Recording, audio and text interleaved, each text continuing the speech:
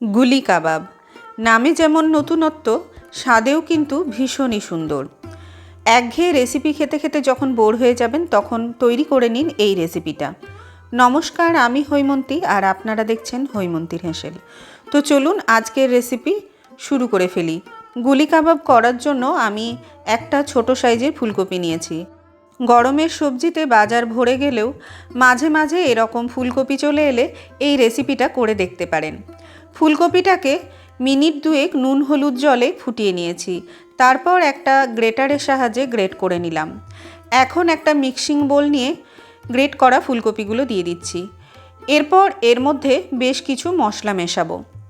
প্রথমেই দিয়ে দিচ্ছি একদম মিহি করে কুচোনো হাফ চামচ আদা, আর দিলাম 2 চামচ পেঁয়াজ কুচি, হাফ চামচ কাঁচা লঙ্কার কুচি, স্বাদ মতো নুন, একটুখানি লঙ্কার গুঁড়োও দিলাম। ঝালটা আপনাদের স্বাদ অনুসারে বাড়িয়ে বা কমিয়ে নিতে পারেন।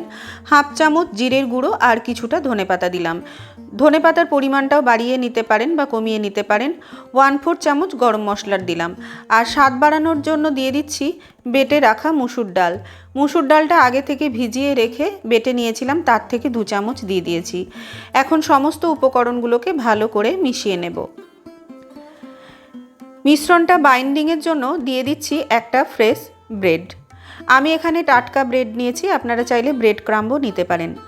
এই ব্রেড দিলে কিন্তু কাবাবটা বেশ নরম হয়।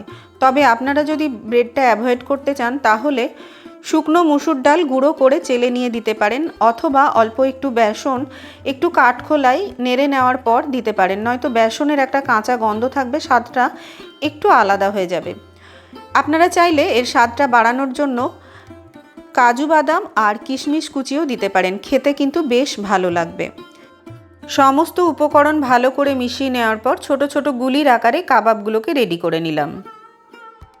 সমস্ত কাবাবগুলো রেডি হওয়ার পর এবার ভেজে নেব। এর জন্য একটা কড়াইয়ে কিছুটা সাদা তেলে 1 চামচ মতো দেশি ঘি দিয়ে দিলাম। এতে না কাবাবের স্বাদটা বেশ ভালো আসবে। তেলটা গরম হয়ে যাওয়ার পর কাবাবগুলো একে একে দেওয়ার পর মিডিয়াম হিটে কাবাবগুলোকে গোল্ডেন ব্রাউন করে ভেজে নেব। আমি এখানে ডিপ ফ্রাই করেছি, তবে এটা কিন্তু একদম কম তেলে ভেজে নেওয়া যায়। এরকম কম তেলের কাবাবের রেসিপি বা কোপ্তার রেসিপি যদি আপনারা দেখতে চান তাহলে আমাকে কমেন্ট বক্সে জানাবেন, আমি কিন্তু সেই ভিডিও নিয়ে আসব। গোল্ডেন ব্রাউন করে কাবাবগুলো ভেজে নেওয়ার পর একটা পাত্রে তুলে রেখে নিচ্ছি। এবার একটা গ্রেভি বানিয়ে নেব। তার জন্য কাবাব ভাজার পর যে এক্সট্রা তেল ছিল সেটা তুলে রেখে ফোড়নে দারচিনি, লবঙ্গ, এলাচ দিলাম, আর দিয়ে দিলাম একটা মিহি করে কুচোনো পেঁয়াজ। পেঁয়াজটাকে কিন্তু একটু মিহি করে কুচিয়ে নিতে হবে।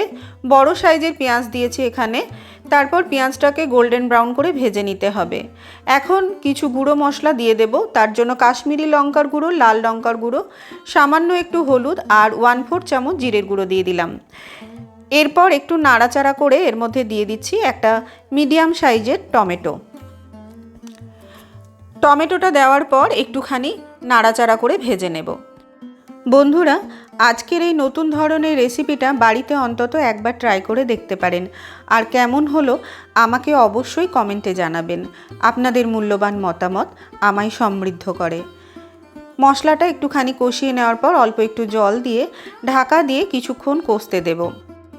আমি না আদা বাটাটা দিতে ভুলে গেছিলাম, তাই এখন আদা বাটা দিয়ে একটুখানি কষিয়ে নিচ্ছি। ততক্ষণ অবধি কষাবো যতক্ষণ না টমেটোটা নরম হয়ে যায় আর মশলা থেকে তেল ছেড়ে আসে।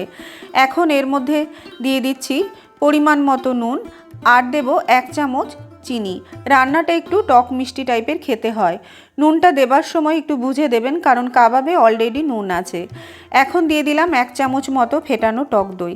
টমেটোটা যেহেতু টক এখনকার সিজনে, তাই 1 চামচ টক দই দিয়েছি, না হলে কিন্তু 2 থেকে আড়াই চামচ টক দই দিতে হবে। এখন ঢাকা দিয়ে গ্যাসের ফ্লেমটা লোতে রেখে গ্রেভিটা তৈরি করে নেব। নরম হয়ে যাওয়ার পর সমস্ত মশলাগুলো এখন একটা গ্রেভিতে একটা ক্রিমি টেক্সচার চলে এসেছে। এখন এর মধ্যে দিয়ে দিচ্ছি একটুখানি গরম মশলার গুঁড়ো। তারপরে সমস্তটা মিশিয়ে নেওয়ার পর গ্যাসের ফ্লেমটা বন্ধ করে দেব। গ্রেভিটা তৈরি হয়ে গেল। এবার পরিবেশনের জন্য একটা সার্ভিং প্লেটে কাবাবগুলোকে সাজিয়ে নেওয়ার পর উপর থেকে গ্রেভিটা ছড়িয়ে দিতে হবে।